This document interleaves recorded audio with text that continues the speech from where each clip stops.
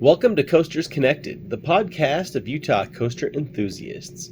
Today's episode contains some big news for the Intermountain West. Today's video is a new type of video for Utah coaster enthusiasts in that it's an analysis of the new Gerstlauer Eurofighter planned to open at Glenwood Caverns Adventure Park in 2022, named Defiance.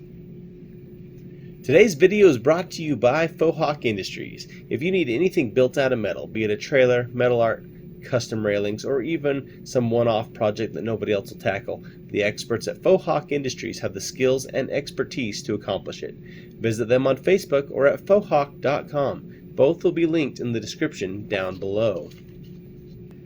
The footage in this video is from Gerstlauer and is not one of my own NL creations, so all credit goes to Glenwood Caverns and Gerstlauer for the video.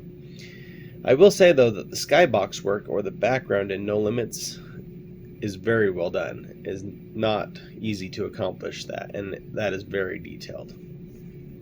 Alright, so today I'm going to talk about Defiance, the new Gerstlauer Eurofighter announced the beginning of August, so a little bit over a month ago, coming to Glenwood Caverns for 2022. So let's quickly go over the stats real quick. The coaster will have a max height of 75 feet. It will have a first drop of 110 feet. The angle of descent will be 102.3 degrees, the top speed will be 56 miles per hour, and the number of inversions, or times you go upside down, will be 3. The ride time will be 55 seconds. There will be 2 trains arranged in 2 rows of 4, so 8 riders per train. And the best part about these trains, lap bar restraints. Can't tell you, that makes me super excited. I love roller coasters that only feature lap bars. So the first thing I want to go over is the name. So what's in a name? Defiance. From the first time I heard it, I loved it. It's a strong, very old Western United States themed name. It's simple yet complex.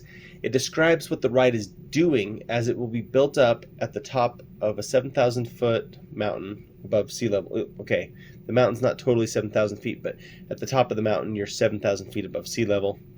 You're way up above Glenwood Springs, Colorado, which is down in the valley below. And so this coaster is built up on a cliff. And so that's how, when I read the stats, that it's only 75 feet tall, but it has a 110-foot drop. And so that's how it's able to accomplish this, as part of its drop drops off a cliff, and you're able to get a taller drop than the total height of the lift. So Defiance, it's defying gravity, it's defying a place to be built. This is going to be a really complex build, and so it's defying that. Another thing I like about the name is that it's tied to Old West history. The name of Defiance is actually an homage to the history of Glenwood Springs, Colorado, as the town's original name was Defiance, Colorado. So I don't think the park could have picked a better name for this ride. I think it's perfect. It fits the park. It fits the area. It fits what the ride is doing. I love it. It's great. Let's jump right into the layout.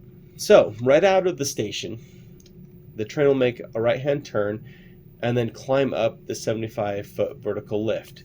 So this lift is straight up and down, vertical as it says. So your back will be facing the ground and your face heading towards the sky. Once the train reaches the top of the lift, the park has designed this roller coaster to slow down at the top, or what they're calling a panorama stall. And so what this is the coaster will slow down and gently roll over the top of the lift, giving you time to view all of the surroundings, which is going to be totally beautiful, looking down into Glenwood Springs and all the mountain scenery of the Rocky Mountains. And if you've never been here in the Rocky Mountains, you need to come and visit. It's a beautiful place. I love living here in the Intermountain West. So after you take in this view, the coaster then dives into its 110-foot first drop at 102.3 degrees. So it's a beyond vertical drop. So for those that might not know it out there, what a beyond vertical drop is that you're going steeper than straight down, which is 90 degrees. So if you think about it, When you're sitting flat in the chair on the roller coaster, that's 0 degrees. And when you go straight down, that's 90 degrees. So beyond vertical is you're going beyond 90 degrees straight down. So more at a slant back in, and it's rolling underneath where you were sitting when you were at 0 degrees. And for me, a beyond vertical drop between 90 degrees and 99 degrees isn't enough movement. And so let me explain what I mean by movement. And I'll have a display up on the screen to kind of show this. But basically the drop is, the angle is too shallow. So it's too close to 90 degrees for there to really be any G-forces felt, any change in G-forces.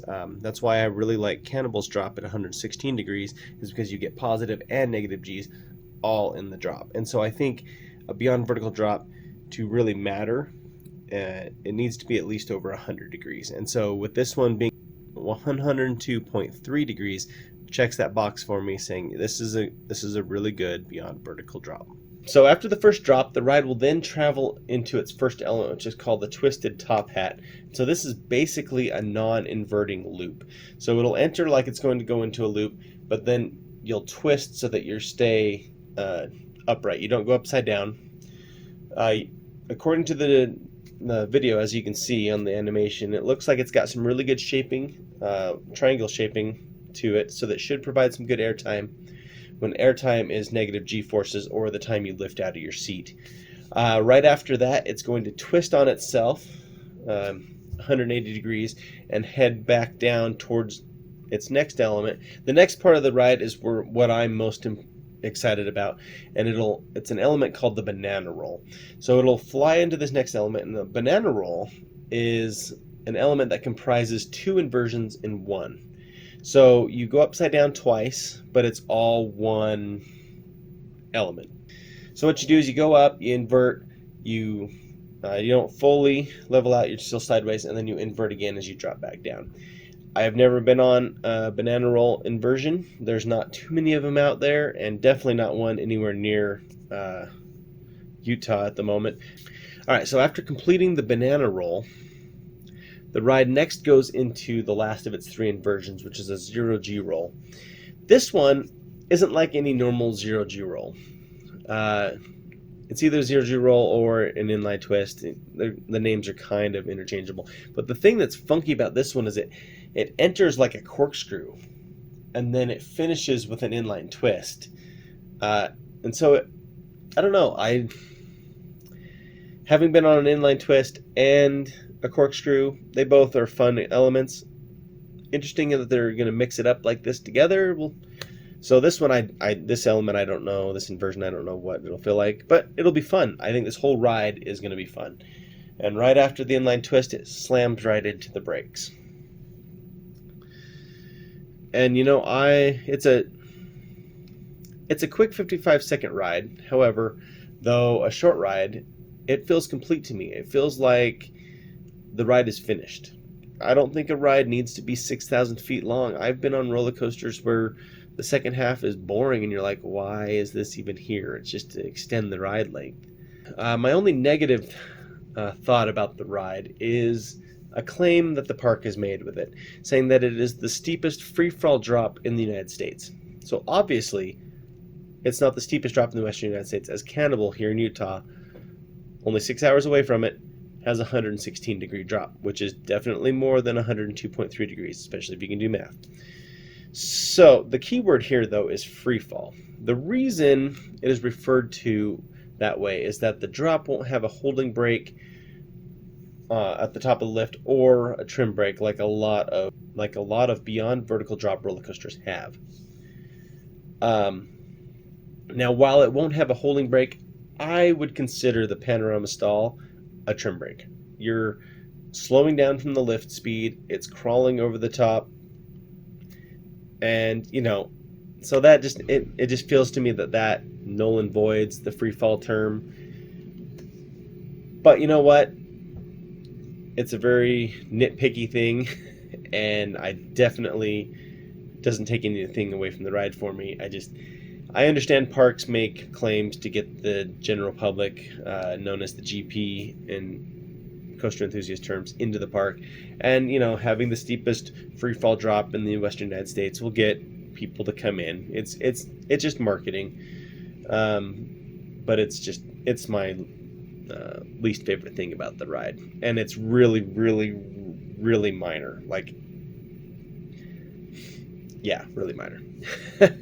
So, all in all, I think this is a solid addition to Glenwood Caverns, and I mean, heck, it would be a solid addition to any small to mid-sized park.